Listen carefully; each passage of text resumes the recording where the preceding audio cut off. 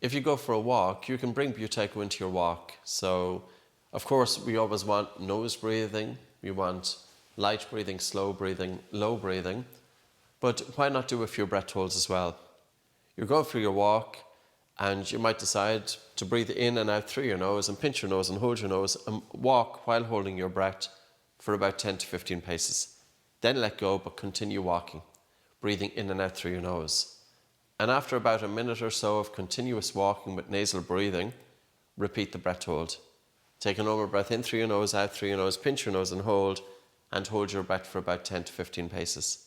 And then to let go, to resume nasal breathing and continue walking with nasal breathing for a minute or two. It doesn't have to be, the recovery time could be a minute, could be 2 minutes, depends on how you feel. And then you might decide to increase the breath hold a little bit more so it's more challenging.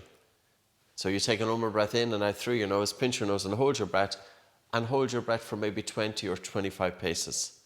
And as you're holding the breath, you might be feeling involuntary contractions of the diaphragm relax into the body, and hold your breath until you feel a moderate to strong air hunger.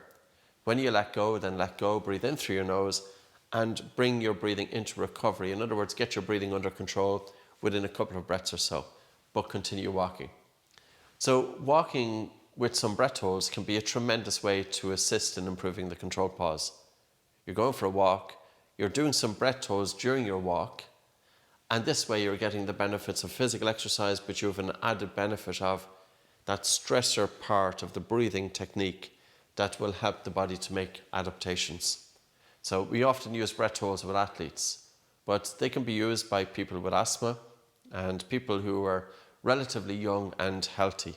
And I say that because if, for example, we're 60 years of age plus, we don't want to be stressing our body too much, because just in case there's something underlying there, or people with high blood pressure or cardiovascular issues.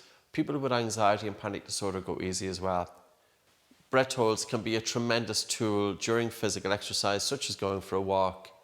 Don't do them if you have any contraindications, and also, for example, if you have severe asthma, you don't want to be holding the breath to the point that you lose control over your breathing. So, for example, the breath hold during walking, it should be a challenge, but it shouldn't be extreme. It should be enjoyable. And throughout your walk, you could be practicing 5 to 10 breath holds, a few easy ones and a few strong ones. And the easy ones are always good at the start because they're kind of preparing your body for the stronger breath holds. So this way you can have an added enhancement of your walk by bringing in some breath holds.